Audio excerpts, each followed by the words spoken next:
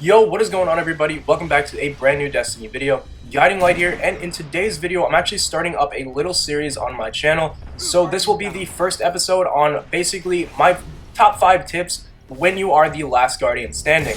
Now this edition will be for when I'm using on my Bubble Titan. I'm going to try to do a video like this on my Warlock and my Hunter, and really just all the subclasses for everybody that doesn't just use Bubble, because I know it's like one of the least used subclasses in the game.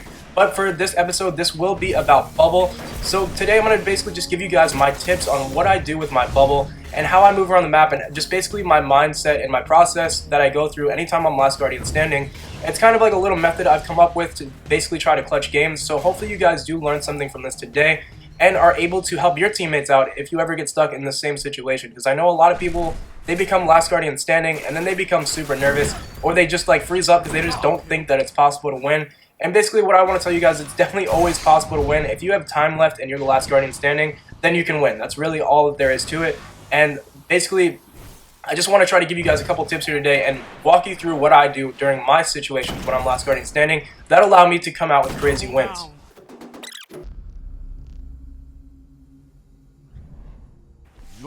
Now the first thing that you want to do is basically just find a class that you're very comfortable with. Now for me, that can be No Land Beyond and a shotgun, it can be Clever Dragon and a sniper, it can even be a hard light and a sidearm. It really doesn't matter what you use, so long as you're comfortable with it and you've used it before and you just kind of know what that class is capable of, then you can definitely clutch the game. You definitely just want to try to use the same loadout every time that you play for the map. Now, depending on the map that you play, obviously your loadout most likely will change as well. I'm someone that likes to run No Land Shoddy, but when we found Burning Shrine as the weekly map, I found out that really wasn't the best idea to run this map. So really just try to be smart. Pick something that's going to be able to allow you to do a lot of damage. Like a No Land Beyond, it's great, it's a one-shot headshot, but let's be honest, you can only shoot one bullet like every 3 or 4 seconds. And if there's 3 people rushing at you at the same time, that's literally impossible for you to win that match right there. So that's basically what I mean. You want to try to pick a class that's actually going to be able to do some damage, or at least one that you're good with. You basically just know the capabilities of the class. I'm not going to run around into a brand new Trials match with a gun that I've never used before and just expect to clutch it. So basically my first tip for you guys, use the loadout that you guys are comfortable with, something you've used before, and definitely make sure that it's good for the map. Don't use No Land on Burning Shrine. Not to say that you're not going to be able to do it, but let's just be honest, it's not the easiest loadout to run. So if you guys are really just trying to go for like your first flawless or basically even your first carry, you definitely don't want to be using something you're not comfortable with. That's definitely number 1 tip right there. Just definitely stick with the same loadout. Alright guys, so now that you have your gun set up and you know what you're going to be using, I'm going to give you guys some tips on when you actually are the last Guardian standing that can help you crucially to actually come around and win the matches. Now there are only 3 ways that you can ever win a match when you're the last Guardian standing. You can either get all 3 kills, you can get some reses up and then get all 3 kills, or you can wait for the zone to come in and then capture the zone. Those are literally the only 3 ways that a game will ever come to a closing. So just keep that in mind when you're in a clutch. That it's a really easy way to calm yourself down, as you know that there's only 3 things that you can ever really do. You can either get a res, get a kill, or wait for zone. Those really are your only 3 options. So now that you have those 3 options in play, it's really up to you to decide what you're going to do. So in this particular situation, I ended up having special ammo, which is another crucial thing, for me at least, because I know that I'm using a sniper rifle, and to get a res snipe, I'm definitely going to need that ammo. So if you're using a sniper and you're using a shotgun, obviously the way you play out your clutches is going to be totally different. So when you're using a sniper rifle, you basically already know that you can one-shot kill anybody. So it's very important to try to get yourself positioned in a way that you can get an angle on somebody in order to get a really easy headshot. Now in this particular situation, I know all 3 of them are in the middle of the map, as my 2 teammates have just died there. And honestly, I was kind of in the enemy's head a little bit, and that's something you kind of need to think about in that situation as well, is, well, what would I do if I was in that situation? And the answer is, well, I would guard reses and wait for zone. So I'm just assuming that the other team is also going to follow those same tactics. They're going to guard the reses so that I can't get them up, and they're going to guard the zones so that I can't take that over if I try to wait an entire minute. Now there will also be the teams that will try to rush you, as they think one person can't take out 3 guys at the same time. Well, it actually is definitely possible. You just need to be able to position yourself in a certain way. It's basically just best to assume that if you're last Guardian standing, someone's going to rush you. So you might as well just be waiting for them either around a corner or behind a doorway or something, because it's really just a guarantee that they're going to try to rush you at some point in time. So you need to be ready for them. There's no point in risking your life to go after somebody yourself when they'll most likely come to you and make it really easy for you. So why risk it? Why play super aggressive when you can just be patient and wait for them? Now, I can't give you guys tips on a specifically step-by-step guide on how to clutch every single game. Every single situation is going to be a lot different. That just happened to be a super easy one. Now I'm going to try to give you guys a little bit of a longer situation in the next one so I can give you guys my tips and what I was actually thinking as I was going through these plays, and hopefully you guys can learn something from it that's definitely going to help you guys out. Okay guys, so for this next situation in The Last Guardian Standing, there was actually a super pop. Now, supers in Trials of Osiris can be the one deciding factor that can keep you guys from going flawless almost every single time. So, using your super is very crucial when not necessarily when you're the last Guardian standing, but it definitely is one of the most important parts of Trials of Osiris. And I'm sure you guys have been in plenty of situations where you have either won a game simply because of super, or you've lost games simply because the other team got super so quickly. So this is going to be Last Guardian Standing tips when you are going against a super.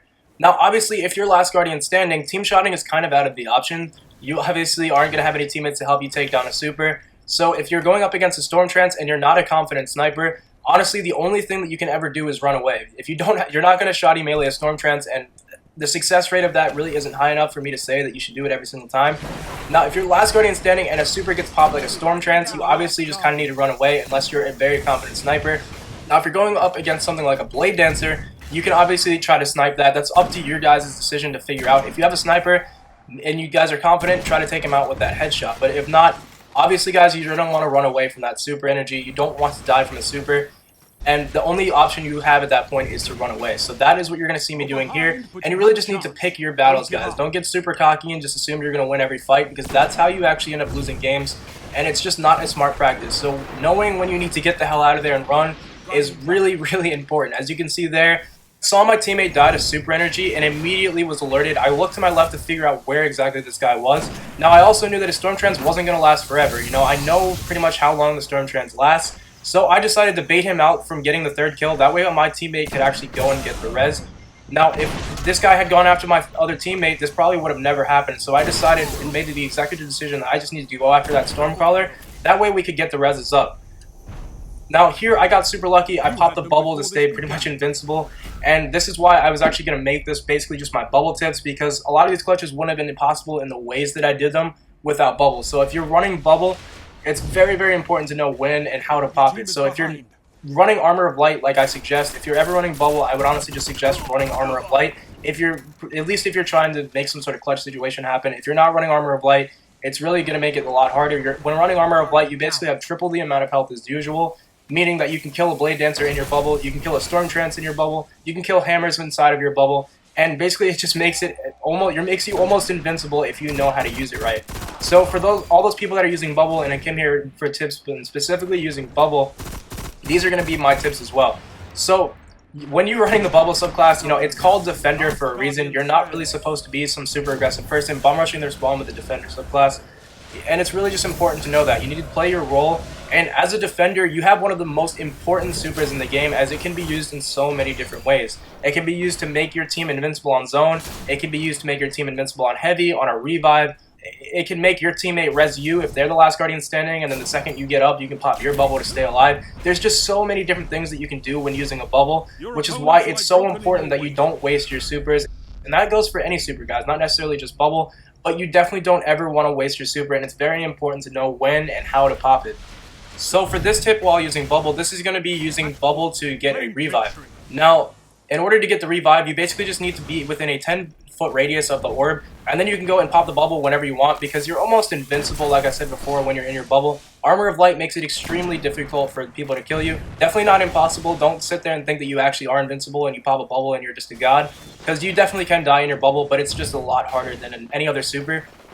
So here we go. The guy dies, and I'm not last Guardian standing, but my teammate is also in that same room where this guy just died. And based on the way I hear all these gunshots going off, I just assume that my teammate's also going to die. And it's very important that I just get this bubble down sometime soon so that I don't get team shot as well. So immediately, the second I see him go down, I was like, I know I can get in there and pop the bubble, and it's perfectly fine. I jump above him, I pop bubble like it's nothing, and I get his revive, making things a lot less stressful right from the bat.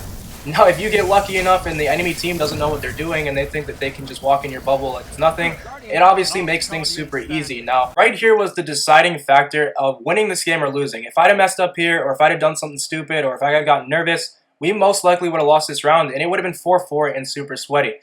Now, luckily, I know what my subclass is capable of and what my guns are capable of, And me getting a res snipe in this situation, I didn't think was the smartest thing. I figured that he was going to get pushed. So I just decided right then in that moment, the safest thing to do would just be to stick that guy as soon as he gets up.